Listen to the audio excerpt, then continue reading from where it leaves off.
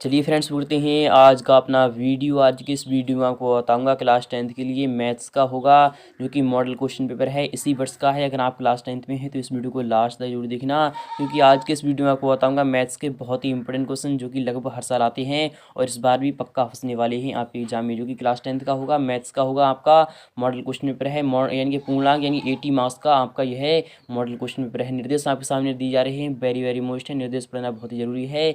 जब आप निर्देश पढ़ते हो तभी आपको समझ में आता है कि कौन सा क्वेश्चन क्या कहना चाहता है। तो पहला वाला निर्देश है, सभी प्रश्न हल करना अनिवार्य है, यानी कि ऑल क्वेश्चंस आर कंपलसरी। जितने भी क्वेश्चंस आपको दी जाएंगे आपको सभी को सॉल्यूशन करना होगा। सेकंड वाला है प्रश्न क्रमांक, यानी क्वेश्चन नंबर 1 से क्वेश्चन नंबर 5 तक आपको वस्तुनिष्ठ प्रश्न दिए जाएंगे, जिसमें कि प्रत्येक प्रश्न पर आपको 1 अंक मिल जाएगा।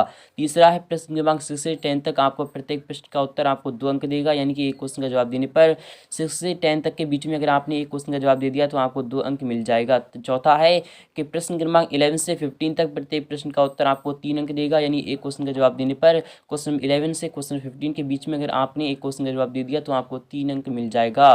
पांचवा है प्रश्न क्रमांक 16 से 20 तक आपको प्रत्येक प्रश्न का उत्तर 4 अंक देगा। इसी प्रकार है छठा, यानी कि यहाँ पर बात हो रही है कि प्रश्न क्रमांक 21 से 22 तक, यानी कि आपको 2 ही क्वेश्चन दिए जाएंगे, जिसमें कि प्रत्येक प्रश्न पर आपको 5 अंक मिलेगा। यानी क्वेश्चन ये 2 क्वेश्चन होंगे, जिसमें कि एक क्वेश्चन का जवाब देने पर आपको 5 अंक मिलेगा। तो पहला वाला क्वेश्चन आ चुका है आप सामने ही, मोस्ट है। पहला वाला क्वेश्चन क्या कह रहा है कि रिक्त सही, यानी कि सही विकल्प चुनकर आपको लिखना होगा। यह क्वेश्चन आपका 5 अंक का होगा। यानी कि इस क्वेश्चन पे, यानी कि पहले वाले क्वेश्चन में भी आपके 5 क्वेश्चन होंगे, जिसमें कि एक क्वेश्चन का जवाब देने पर आपको 1 अंक मिलेगा। तो पहला वाला क्वेश्चन है आपका वस्तुनिष्ठ प्रश्न है। पहला वाला क्वेश्चन है कि 3 के, यानी कि 3 के प्रथम 5 गुणजों का योग कितना होगा। तो आप सभी जानते होंगे कि 3 के प्रथम 5 गुणज कौन कौन से हैं, यानी कि 3 है और यहाँ पर 6 है, और यानी गुणजों का योग कितना होगा, 3 है, 6 है और यहाँ पर 9 है और यहाँ पर 12 है और यहाँ पर 15 है। तो इन सभी का योग कर दीजिए, आपका आंसर निकल कर आ जाएगा। यानी 3 6 कितने हो गए आपके, 9 हो गए, 9 9 18 हो गए, 18 और ये 12, यानी 18 12 कितने हो गए, तो 30 हो गए, 30 और 15 45 हो गए। यानी कि आपका विकल्प यहाँ पर पहला वाला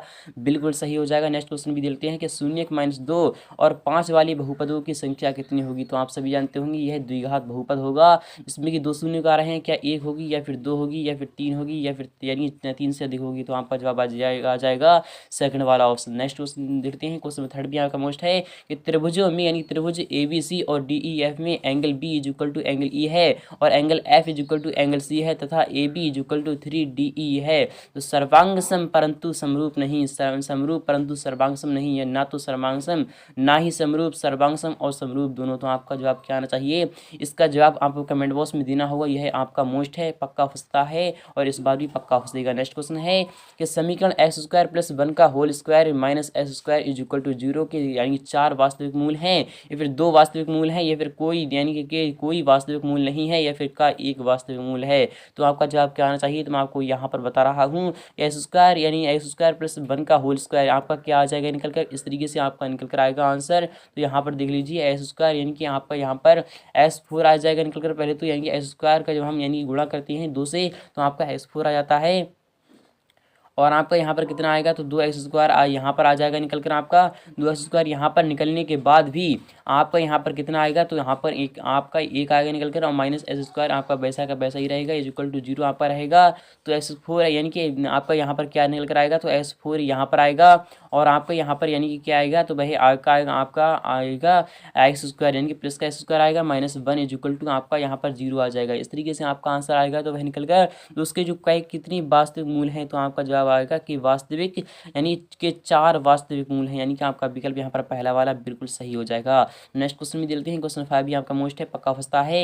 यदि रैखिक समीकरणों को कोई युग्म संगत है तो इसके लिए आलेख की संरेखाएं, यानी कि रेखाएं होंगी, क्या समांतर होंगी या फिर सदैव संपाती होंगी या फिर प्रतिच्छेद या फिर संपाती होंगी या फिर सदैव प्रतिच्छेदी होंगी। तो आप सभी जानते होंगे जब भुजाएं संगत होती हैं, यानी कि जब भुजाएं क्या होती हैं, जब भुजाएं संगत होती हैं तो यह वह कैसी रेखाएं होती हैं, क्या वह संपाती होती हैं। जी फ्रेंड्स, बिल्कुल सही बात है, यानी संपाती होती हैं, यानी कि आपका विकल्प यहाँ पर बी वाला सही हो जाएगा।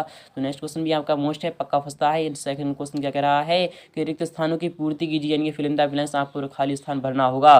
तो पहला वाला क्वेश्चन है कि √2 एक संख्या है। तो फ्रेंड √2 है वह एक कैसी संख्या है, तो आप सभी जानते होंगे एक अपरिम संख्या, यानी कि इरेशनल नंबर है, यानी कि आपका यहाँ यहाँ पर आ जाएगा इरेशनल या कि आपका अपरिमेय आ जाएगा। नेक्स्ट क्वेश्चन है कि किन्हीं दो संख्याओं के लिए LCM into LCF is equal to यानी कि दो संख्याओं का गुणनफल ए इंटू बी, आपका आंसर निकल कर आ जाएगा। नेक्स्ट क्वेश्चन है कि सभी वर्ग होते हैं, तो सभी वर्ग क्या होते हैं, तो सभी वर्ग समरूप होती हैं। जी फ्रेंड्स, सभी वर्ग क्या होती हैं, तो सभी वर्ग समरूप होते हैं। नेक्स्ट क्वेश्चन है एक द्विघात समीकरण में बहुपद से अधिक शून्य हो सकते हैं। एक द्विघात समीकरण में बहुपद के अधिक से अधिक दो शून्य हो सकते हैं, आपका जवाब आ जाएगा निकल कर।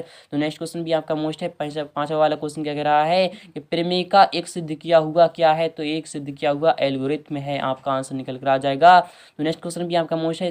तीसरा क्वेश्चन क्या कह रहा है, आपको समझना होगा कि सही जोड़ी बनाई यानी कि मैच द फॉलोइंग, आपको सही जवाब बताना होगा यानी सही जोड़ियां बनाना है। तो स्तंभ आ स्तंभ बा आपके सामने आ चुका है। यूक्लिड विभाजन यानी कि यूक्लिड विभाजन होता है उसे हम क्या कहते हैं, उसे हम एल्गोरिथम कहते हैं। और मूल बिंदु क्या होता है, तो आप सभी जानते होंगे कि मूल बिंदु के निर्देशांक 0,0 होते हैं।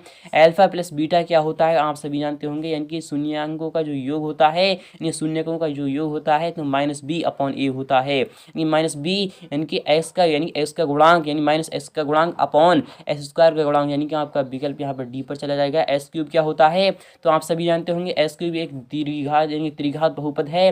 और c = dq + r आपका क्या आएगा, इस तरीके से आपका आंसर निकल कर आ चुका है। तो उम्मीद करूंगा आपके समझ में आ चुका होगा। तो नेक्स्ट क्वेश्चन भी देते हैं। क्वेश्चन 4 भी आपका मोस्ट है, पक्का फंसता है। क्वेश्चन 4 में क्या कह रहा है, आपको समझना होगा।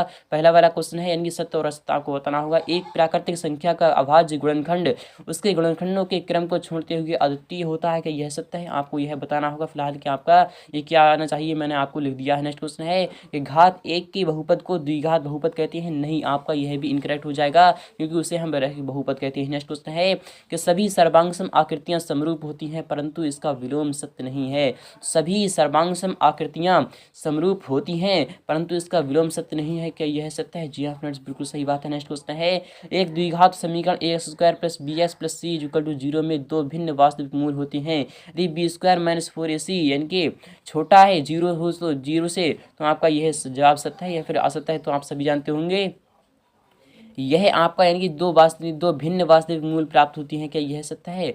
नहीं, ये भी आपका इनकरेक्ट हो जाएगा क्योंकि इसके मूल जो होंगे वह काल्पनिक होंगे।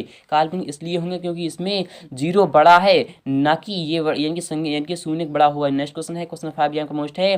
a1/a2 does not is equal to b1/b2, इस स्थिति में रैखिक समीकरण युग्म यानी संगत होते हैं, क्या यह सत्य है? नहीं, ये भी आपका इनकरेक्ट हो जाएगा। नेक्स्ट क्वेश्चन भी देते हैं। क्वेश्चन यानी कि 5वां आपका मोस्ट है, पक्का फंसता है, हर साल आता है, इस बार ये पक्का फंसेगा। क्वेश्चन 5 में क्या कह रहा है, एक शब्द या फिर एक वाक्य में आपको आंसर देना होगा। पहला वाला क्वेश्चन है कि रैखिक समीकरण युग्म का सबसे व्यापक रूप क्या होता है, तो रैखिक समीकरण के युग्म का जो सबसे व्यापक रूप होता है वह होता है, रैखिक समीकरण युग्म की बात हो रही है, s² + 3x प्लस यहाँ पर कर दीजिए आपका यानी कि 3 कर दीजिए, आपका आंसर निकल कर आ जाएगा। यही फिर 2 कर दीजिए, आपका आंसर निकल कर आ जाएगा। नेक्स्ट क्वेश्चन है दो आकृतियां जिनके आकार समान है परंतु आवश्यक रूप से अमाप असमान न हो, क्या कहलाती हैं, तो वह समरूप कहलाती हैं। नेक्स्ट क्वेश्चन है यानी कि सर्वांगसम कहलाती है। नेक्स्ट क्वेश्चन है यदि द्विघात समीकरण ax² + bx + c के शून्यक अल्फा और बीटा है तो शून्यकों का योग व गुणनफल आपको लिखना होगा। तो शून्यकों का जो योग है भाई -b/a हो जाएगा और जो यानी गुणनफल होगा वह c/a हो जाएगा निकल कर। नेक्स्ट क्वेश्चन है, क्वेश्चन 4 भी आपका मोस्ट है। पाइथागोरस प्रमेय का कथन आपको बताना होगा। तो कर्ण स्क्वायर इज इक्वल टू क्या होता है आपका, तो आधार स्क्वायर इज इक्वल टू आधार स्क्वायर प्लस लंब स्क्वायर, आपका आंसर निकल कर आ जाएगा। नेक्स्ट क्वेश्चन है कि समरूप आकृतियों के दो भिन्न भिन्न उदाहरण आपको देना होगा। तो मैं आपको बता रहा हूँ, एक तरफ आप वर्ग बना दीजिए, एक तरफ आयत बना दीजिए, दोनों आंसर आपके निकल कर आ जाएंगे। नेक्स्ट क्वेश्चन भी आपका मोस्ट है कि जांच कीजिए कि यानी 2x - 1 × s - 3 = s + 5x - 1 द्विघात समीकरण है, तो आपको इसकी जांच करना है। तो किस तरीके से कर सकते हैं, अगर इसकी घात 2 आ रही है तो यह द्विघात समीकरण हो जाएगा। तो 2x² यानी कि 2x² आपका पहले में आ जाएगा निकल कर, 2x² के बाद आपका 2 3 6 यानी कि 2 3 6x आएगा निकल कर, -x आएगा और +3 आपका यहाँ पर निकल कर आएगा। इसी तरीके से आपका यहाँ पर क्या निकल कर आएगा, तो s² यहाँ पर निकल कर आएगा फिर उसके बाद आपका क्या निकल कर आएगा, यानी कि -1 आएगा। फिर उसके बाद आपका 5 प्लस यानी 5 यानी कि प्लस 5x आएगा। फिर उसके बाद आपका -5 आएगा। तो यहाँ पर आपका क्या कह रहा है, 2x² में से x² गया, यानी कि x² आपका यहाँ पर बचेगा -6 यानी कि -7x यहाँ पर है। तो -7x हम यहाँ पर ले लेते हैं। और यानी कि यहाँ पर कितनी है, तो -x है, यहाँ पर -x है। तो -x को जब हम यहाँ पर लाते हैं तो आपका +x हो जाएगा, यानी कि आपका यहाँ पर 6x बचेगा और यहाँ पर आपके -8 हो जाएंगे। तो आपका आंसर निकल कर आ चुका है। नेक्स्ट क्वेश्चन है आधारभूत अनाप यानी कि यहाँ पर बात हुई आनुपातिकता प्रमेय का आपको कथन लिखना होगा। तो फ्रेंड्स इसका कथन आप लिख सकते हैं। यह क्वेश्चन आपका मोस्ट है। 7 क्वेश्चन में देख लेते हैं कि समरूप त्रिभुज के गुण आपको लिखना होंगे। अथवा वाला क्वेश्चन है कि किसी समांतर श्रेणी के प्रथम n पदों का यानी कि योगफल कितना होता है। तो आप सभी जानते होंगे n पदों का योगफल यानी कि n/2 यानी कि आपका आएगा तो ब्रैकेट में आएगा 2a + n-1 × d। आपका आंसर निकल कर आ चुका है। तो नेक्स्ट क्वेश्चन है क्वेश्चन 8 भी आपका मोस्ट है कि 140 को अभाज्य गुणनखंडों के गुणनफल के रूप में आपको व्यक्त करना होगा। तो 140 के जो अभाज्य गुणनखंड है वह कौन कौन से हैं। तो आप सभी जानते होंगे 2 से काटा 17 बचा, 2 से काटा आपका कितना बचा, तो 2 से काटा 35 बचा। और फिर हमने काटा 5 से तो आपका कितना बचा, फिर इसके बाद आपका 7 बचा तो 7 से काट दिया तो 2 की पावर 2 और इंटू इनके 5 यानी कि 5 × 7 आपका आंसर निकल कर आ चुका है। अथवा वाला क्वेश्चन है कि 510 92 का आपको एलसीएम ज्ञात करना है। तो एलसीएम किस तरीके से ज्ञात कर सकते हैं, तो 510 के पहले तो आप अभाज्य गुणनखंड कर दीजिए। तो 510 के यानी कि 510 के अभाज्य गुणनखंड करने के बाद 92 के अभाज्य गुणनखंड कर दीजिए, उसका एलसीएम आप निकाल सकते हैं। आपका आंसर मोस्ट है। 9वां क्वेश्चन है कि एक द्विघात बहुपद का ज्ञात कीजिए जिसके शून्यकों का योग तथा यानी कि योग तथा गुणनफल क्रमशः आपके सामने दिए गए हैं। उसका आपको शून्य यानी कि गुणन यानी कि क्या ज्ञात करना है आपको, तो आपको ज्ञात करना है यहाँ पर एक द्विघात बहुपद ज्ञात करना है। तो यानी शून्यकों का जो योग होता है वह क्या होता है, तो आप सभी जानते होंगे अल्फा प्लस बीटा होता है।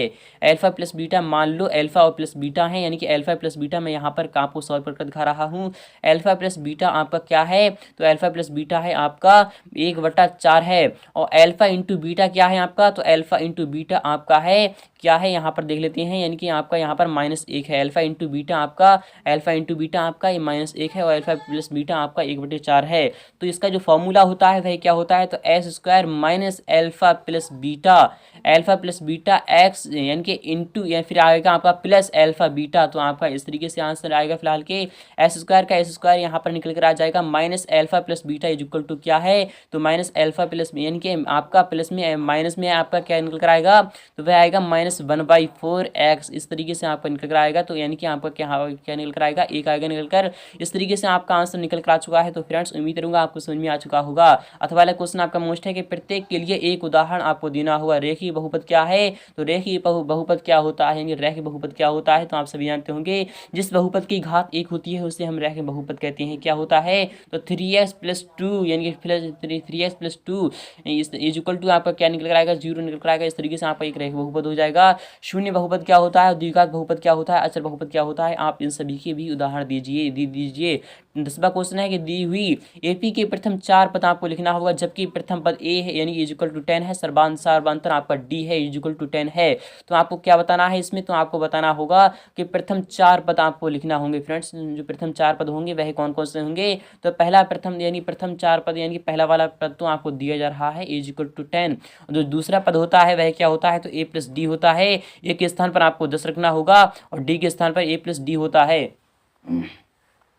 तो डी के स्थान पर आपको 10 रखना होगा। तो इस तरीके से आपका निकल कर आ जाएगा 20। इसी तरीके से आपको a + 2d है, यानी कि a के स्थान पर आपको 10 रखना है और फिर 2 × 10 यानी कि आपका क्या निकल कर आएगा, तो 30 निकल कर आएगा। और चौथा आएगा आपका 40 निकल कर। नेक्स्ट क्वेश्चन है, अथवा वाला क्वेश्चन है कि त्रिभुज DEF यानी कि समरूप है त्रिभुज PQR दिया है। क्या कहना सत्य है कि angle D is equal to angle R है। क्या ये यहाँ पर बात हो रही है कि angle D is equal to angle R है और एंगल F यानी कि माइनस एंगल P क्यों, आपको यह सत्य यानी सिद्ध करना होगा। नेक्स्ट क्वेश्चन क्वेश्चन 11 है कि द्विघात बहुपद s² + 7x + 10 के शून्य का आपको ज्ञात करना है और शून्यकों तथा गुणांकों के बीच आपको संबंध की सत्यता भी आपको इसकी भी जांच करना होगी। यह क्वेश्चन भी आपका 3 अंक का है, मोस्ट है, आता है। अथवा क्वेश्चन लेते हैं कि परिमेय संख्या 13/31/25 का आपको दशमलव प्रसार बताना होगा। तो यह आपका शांत होगा क्योंकि इसकी जो हर का जो यानी कि जो वो होगा हर का दशमलव जो प्रसार होगा वह 5 यानी 5 गुणा यानी कि 5n गुणा 2 की पावर n के रूप में होगा। नेक्स्ट क्वेश्चन है, क्वेश्चन नंबर 12 है कि एलसीएफ दिया है 306,657 का 9 है, तो एलसीएम 306 और 657 का आपको ज्ञात करना होगा। तो आप सभी जानते होंगे जब एचसीएफ 9 है तो एलसीएम क्या होगा, तो आप सभी जानते होंगे दो संख्याओं का गुणनफल, यानी दो संख्याओं का गुणनफल यहाँ कर देते हैं 306 गुणा 657 यहाँ पर आ जाएगा निकल कर आपका 657 के बाद आपका जो निकल कर आएगा वह यानी कि बटे में आप 9 कर दीजिए, आपका एलसीएम निकल कर आ जाएगा। तो 9 से काटते हैं 9 तियां 27 यानी कि आपका 3 निकल कर आता है, 3 से 9 चौक 36 आपका, यानी कि इस तरीके से आप इसे गुणा कर दीजिए, आपका आंसर निकल कर आ जाएगा। नेक्स्ट क्वेश्चन है, क्वेश्चन यानी कि अथवा वाला है कि 12, 15, 21 का अभाज्य गुणनखंड विधि द्वारा एलसीएम आपको याद करना होगा। तो 12 का अभाज्य गुणनखंड कर लेते हैं, तो 12 के अभाज्य गुणनखंड जो होंगे वही क्या होंगे, तो 2 दूनी 4, 2 दूनी 4 इंटू 3 यानी कि आपका क्या निकल आएगा 2 दूनी 4 तियां 12 और 21 यानी कि 15 के क्या निकल कर आएंगे, तो 3 पंजे 15 और यानी कि 21 के कितने आएंगे, तो 3 सत्ते 21 यानी 3 सत्ते 21। तो आपका जो एलसीएफ आएगा वह क्या आएगा निकल कर, तो आपका 3 तियां 9 यानी कि आपका जो एलसीएफ आएगा वह 3 आ जाएगा, और जो एलसीएम बचा आपका तो 2 यानी कि 2 तियां 6 इस तरीके से आपका निकल कर आएगा, यानी कि 2 दूनी 4, 4 पंजे 20 सत्ते यानी कि 20 सत्ते कितने हो गए आपके निकल कर आ जाएगा इस तरीके से आपका आंसर। नेक्स्ट क्वेश्चन है, क्वेश्चन 13 है, ये शून्य ज्ञात करना है आपको, s square minus 2x minus 8 equal to क्या होगा, इसका आपको शून्य ज्ञात करना होगा। तो वाला क्वेश्चन है 4s square minus 4s plus 1, और चौथा है यानी 14वां है कि ज्ञात कीजिए कि रैखिक समीकरण के युग्म का एक अद्वितीय हल है, कोई हल नहीं है अथवा अनेक हल हैं, आपको इसको भी सॉल्यूशन करना होगा। तो फ्रेंड्स उम्मीद करूंगा आपको समझ में आ चुका होगा।